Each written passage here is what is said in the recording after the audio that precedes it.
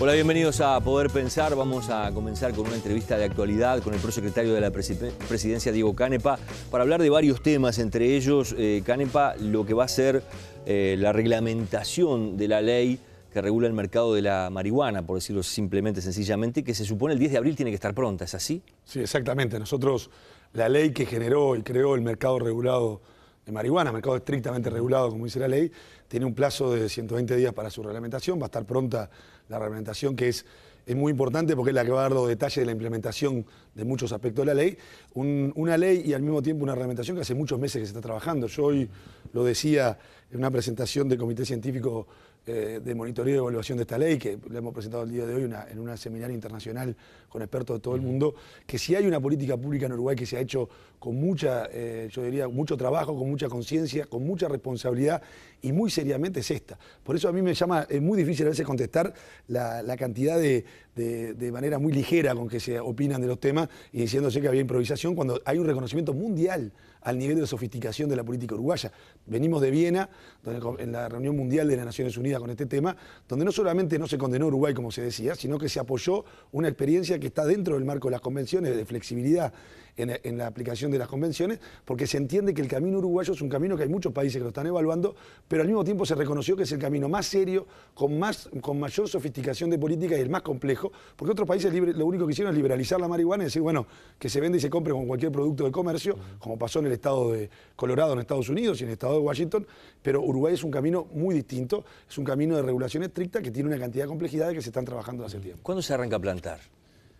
A ver, plantar se va a plantar en un predio del Estado luego de dar las licencias a 4 o 5 de empresas privadas, que hay muchas interesadas, que tienen mucha experiencia a nivel mundial, porque acá hay una marihuana que es no medicinal para consumo no medicinal y una marihuana medicinal que va a ser plantada para generar los subproductos o los productos derivados de la marihuana, que son muchos en el mercado medicinal. Pero no planta el Estado. No planta el Estado, pero regula y controla el Estado. El Estado va a dar una licencia y en la primera etapa va a ser un terreno establecido y fijado por el Estado. No va a poder plantar donde quiera esa empresa, sino que va a tener que plantar en un lugar prefijado por el Estado por las condiciones de seguridad y de control de esta primera etapa. Es una etapa muy importante porque es el primer paso que se está dando en este tema. ¿Está elegido ese terreno? Sí, ya está todo elegido, está todo trabajado, está evaluado los aspectos de seguridad, evaluado los aspectos necesarios, porque esto se hace todo a través de invernadero, pero recordemos que aquí hay 3 mecanismos de mercado regulado. Uno es el acceso que va a haber los mayores de 18 años, ciudadanos uruguayos o residentes permanentes o residentes de un año en el país, que van a tener un acceso a 40 gramos de marihuana mensual, de acuerdo a marihuana no medicinal, 40 gramos mensuales máximo. Hay otro tipo de aprobación, que es el autocultivo, que es a las personas de mayores de edad que registren que hasta 6 plantas por persona, que va a haber todo un trabajo que después se va a anunciar en la reglamentación, muy trabajado de cómo se va a regular esto y cómo se va a controlar, 6 personas, y después está la posibilidad de lo que existía en Europa y que ahora se regula en Uruguay de manera mucho más, yo diría no solamente más restrictiva, sino más inteligente, de crear la posibilidad de clubes canábicos, estos clubes de personas que se reúnen para cuidar sus plantas y poder fumar marihuana en ese club, que es marihuana no medicinal, que estamos hablando de un máximo de 45 personas. Ahora, quien tenga la posibilidad de comprar o quiera obtener la posibilidad de comprar marihuana en el expendio que se defina con respecto a la marihuana, no va a poder tener en su casa o no va a poder pertenecer a un club. Quien pertenezca a un club no va a poder tener en su casa o no va a poder comprar. Y quien tenga en su casa 6 plantas no va a poder pertenecer a un club o no va a poder comprar. O sea que es una de las 3 opciones que se va a tener que tomar. Eso implica una base de datos y un seguimiento muy estricto. Sí. ¿Cómo se hace eso? Me querés adelantar lo que tengo que anunciar el 10 de abril. Está todo muy trabajado y no es tan difícil. Ya hay bases de datos establecidas en muchos temas y aparte con mucha garantía en Uruguay. Recordemos que Uruguay tiene una ley de acceso a la información pública y una ley de protección de datos que es modelo en América Latina, que es una de las más irrestrictamente que se cumple a rajatabla. Hay secreto estadístico que se ha cumplido siempre en nuestro país y hay mecanismos y hay software, hay caminos que se han trabajado y se han elaborado para garantizar la confidencialidad y la protección de la identidad y los datos personales de las personas. ¿A cargo de quién está ese manejo de información? Este Instituto de Regulación del Mercado de Cannabis que se creó por la ley. Ahí está. Pero van a tener que tener funcionarios, van a tener que tener infraestructura, sí, van a tener que tener... Acá hay mucho trabajo de coordinación de infraestructura existente. Acá hay varios ministerios trabajando, varias agencias del Estado trabajando. Está el INEA, está el INASE, está el Ministerio de Ganadería, está el Ministerio de Interior, está la Agencia para el Gobierno Electrónico y la Sociedad de la Información, está la propia Presidencia de la República, está la Junta Nacional de Drogas, está el Ministerio de Salud Pública, está el Ministerio de Trabajo.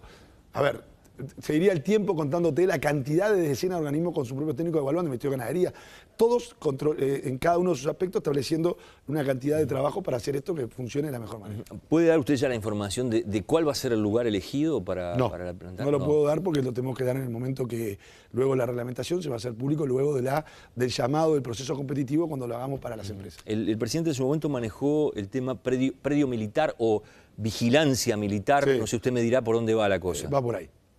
¿Predio militar y vigilancia militar? Sí, va por ahí, va por ahí. La primera etapa lo vamos a hacer, imaginemos no que esto es una experiencia inédita en el mundo, necesitamos determinadas garantías de seguridad en el inicio de esta plantación y luego irá evaluándose y en el futuro podrá haber modificaciones. En esta primera etapa hay que garantizar mucho la seguridad inicial de estos predios. Usted sabe que este es un tema polémico, que estamos en época electoral. Escuchamos un minutito a uno de los precandidatos, a Jorge Larrañaga, que habló de esto cuando presentó su campaña aquí en Montevideo. Lo vemos.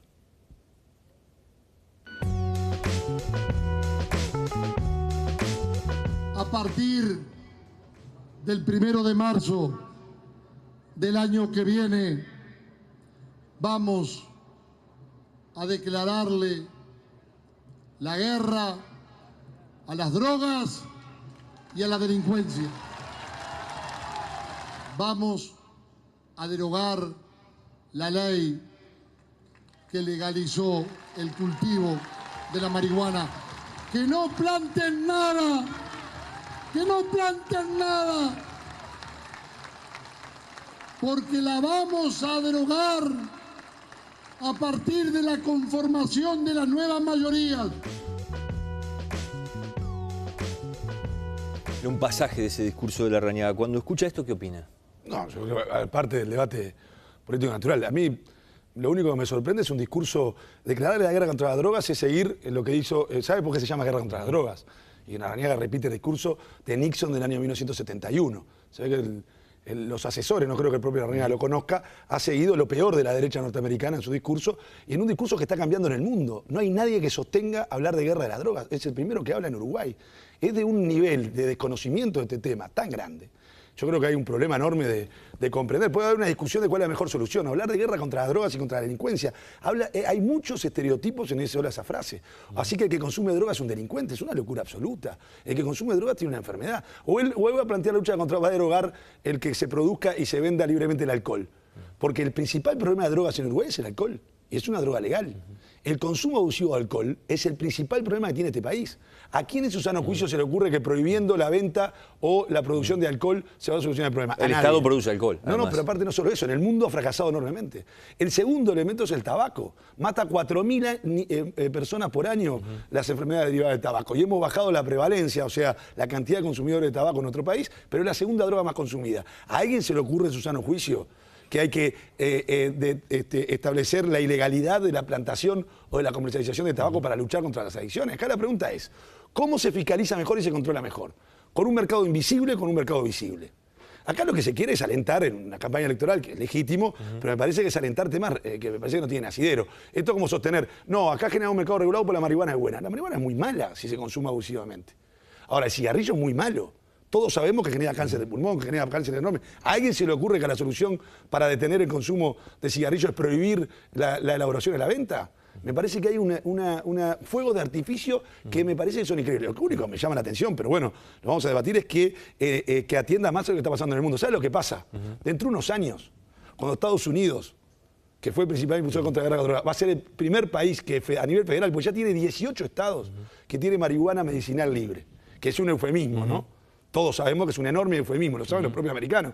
De esos 18 estados, uno va a una farmacia y dice, me duele la espalda y le dan 10 gramos de marihuana. Mucho más lo que se puede consumir en Uruguay. Y 2 estados, Washington y Colorado, que son más grandes que Uruguay, por referéndum liberalizaron absolutamente, ni siquiera con un mercado regulado. Uno puede plantar donde quiere y puede vender donde quiera. Tan es así que el estado de Colorado, en Estados Unidos, a partir del 1 de enero de este año, que vendía libremente la marihuana, en 5 días se acabó toda la marihuana del estado. Y el gobierno federal de Obama, no haciendo uso de sus potestades federales, no generó ningún tipo de reclamación al Estado por esa ley. De hecho, más, Estados Unidos acaba de aprobar que los bancos puedan financiar a las empresas que producen marihuana en nuestros estados, los bancos federales. Por lo tanto, lo único que me llama la atención es que esto es un discurso hace 40 o 50 años. No ver la evidencia pública de que en realidad el problema es cómo atendemos las adicciones y cómo atendemos el problema del consumo. Que esto es visibilizando el mercado y generando política pública de salud. Porque esto es un problema privado de salud pública. Ese es un discurso, me parece, no solamente antiguo, sino que es sorprendente. Pero es su camino. ¿Ustedes han estudiado qué pasa con los menores de 18 años que consumen marihuana? Uno puede pensar que el mercado es importante. ¿Qué pasa con los menores de 18 años que consumen alcohol? Siguen consumiendo, que está prohibido. No, le hago una pregunta a usted. ¿Qué pasa con los menores de 18? ¿Usted cree que los menores de 18 años de este país no acceden al alcohol? Sí, en lugares donde no deberían acceder, seguramente. ¿Usted cree que la solución es declararlo, la declaración es declarar que es prohibido y meter preso a los que venden alcohol, a los que venden Está alcohol prohibido. menores? Le pregunto si lo metemos preso. ¿Usted cree que la solución... No, pregunta usted como ciudadano. ¿Usted cree que la solución es meter preso a quien venda alcohol a los menores de edad? Porque le venden. ¿Y cuál es la solución? No, las soluciones son varias. En primer lugar, acá hay algunos mitos que parecen lógicos cuando se lo dicen rápidamente, pero que la evidencia demuestra lo contrario. No, si uno legaliza se va a consumir más. Falso. Estados Unidos pasó por el prohibicionismo del alcohol y nunca creció tanto el consumo de alcohol como bajo prohibicionismo. Lo único que genera es una mafia. Una enorme mafia que maneja la ilegalidad y Está que bien, consigue pero dinero muy grande. igual no me contesta qué pasa con los adolescentes, digamos. ¿Qué pasa? Lo mismo pasa hoy. Tenemos que trabajar mucho en la educación y la percepción de riesgo. El principal problema de los adolescentes no es fumar marihuana en Uruguay. Es el consumo precoz de alcohol y el consumo abusivo de alcohol. Hay 20.000 intervenciones médicas por fin de semana por muchachos menores de 18 años con consumo abusivo de alcohol en Uruguay, no de que llegan borrachos a su casa. Personas que terminan en un sanatorio, terminan en una policlínica o terminan en otro. 20.000 intervenciones por fin de semana. Pero un gobierno no debería presionar y controlar a los comercios que no deben vender a los menores de 18 años. Enviamos una ley al Parlamento después de 2 años, la Estrategia Nacional de Consumo contra el Consumo Abusivo de Alcohol, donde generamos un mercado mucho más estrictamente regulado contra el alcohol. Y se presiona y se regula. Lo que pasa es que hay un problema distinto. Lo que hay que trabajar, como se trabaja en todo el mundo, es en la percepción del riesgo. Acá hay un problema cultural. ¿O usted cree? Acá hay un problema que se confunde, que cuando decimos que el alcohol es el principal problema, queremos atacar a que se pueda tomar un vaso de vino, un vaso de cerveza, de whisky, de grapa o lo que quiera. El problema es la conducta asociada a ese consumo abusivo de alcohol. Pero quien nos está mirando en este programa está de acuerdo en todo lo que decimos, pero después si su hijo adolescente le dice quiere tomar una cerveza o tomar 2 o 3 cervezas, dice, bueno, mejor que tome en casa, que tome afuera, y no genera ningún tipo de límite. Acá no es solo el Estado. El primer responsable también son la familia o a quienes tienen acceso a tener el control de quienes tienen la responsabilidad de educación.